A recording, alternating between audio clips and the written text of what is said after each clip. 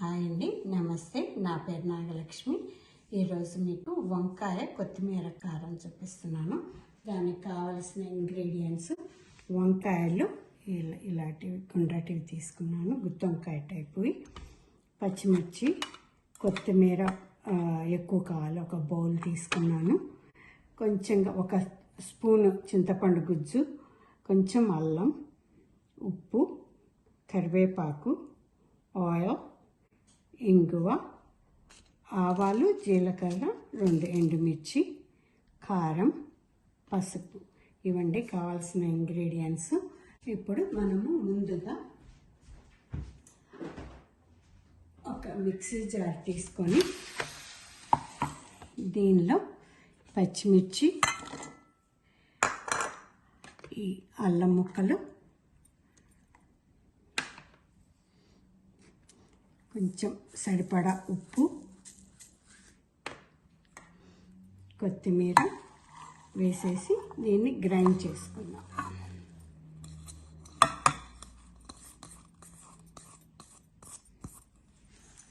దీన్ని మనం మెత్తగా గ్రైండ్ చేసుకుందాం. మనం నూరిన పేస్ట్ అంతా ఒక బౌల్లో తీసుకొని దీన్ని ఉప్పు సరిపోయిందో లేదో ఒకసారి చెక్ చేసుకోండి. తర్వాత మన వంకాయల్ని ఇలా కట్ చేసేసుకొని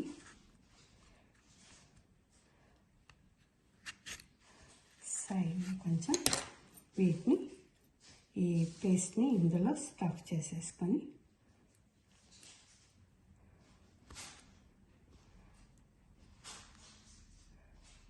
అన్నీ ఇలా రెడీ చేసుకొని పెట్టుకుందాం. ఇలా స్టఫ్ చేసేసుకొని మనం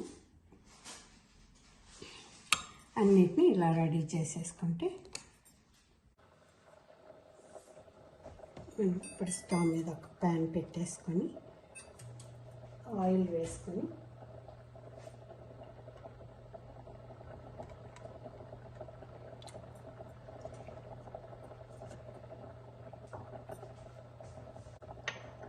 ఆవాలు, జీలకర్ర, 2 ఎండుమిర్చి,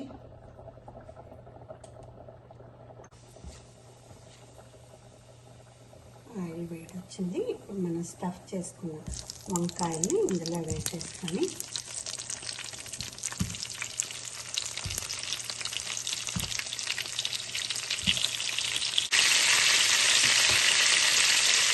దీనిలో కరివేపాకు,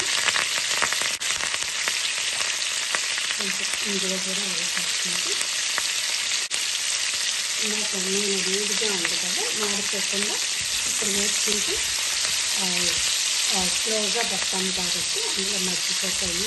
కరివేపాకు వేసిపోతుంది.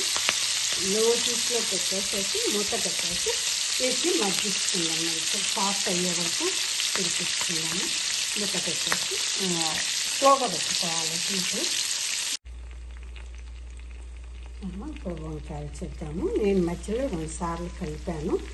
ఇది లో హీట్లో ఉంది కాబట్టి మనకి మాడిపోకుండా మంచిగా సాఫ్ట్ అయిపోయాయి. ఇప్పుడు మనము దీనిలో మనం ఇందాక అందులో స్టఫ్ చేయంగా మిగిలినది ఉంది కదా, కొత్తిమీర గ్రైండ్ చేసింది, అది వేసేసుకుందాము. కొంచెం పసుపు,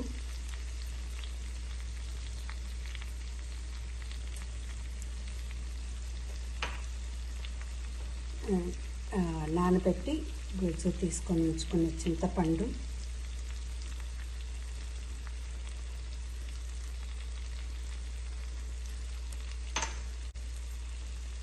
కొద్దిగా పైన ఇది అవ్వటం కోసం కొంచెం పొడి కారం, అది మీరు మీ ఇష్టము, ఇది ఆప్షన్, మీకు కావాలంటే వేసుకోండి. వద్దని ఆ కారం సరిపోతుంది అనుకుంటే ఓకే. దీనికి పైన మనం పొడి కారం వేసాం కాబట్టి దానికి సరిపడా ఉప్పు ఒకసారి కలిపేసి ఈ కొత్తిమీర ఇది ఉంది కదా అంత సమానంగా కలిసిపోతే, ఉప్పు కారము అన్నీ ఉన్నాయి కాబట్టి అవన్నీ ఒకసారి కలిసిపోయి మళ్ళీ ఒక్కసారి ఆయిల్ బయటకు వచ్చే వరకు ఉడికిస్తే ఈ పచ్చి కొత్తిమీర వేసాం కాబట్టి అది కూడా వేగిపోతుంది. వేగిపోయిన తర్వాత ఇక మనకి అయిపోయినట్టు అనమాట. ఇప్పుడు తీసుకోవచ్చు.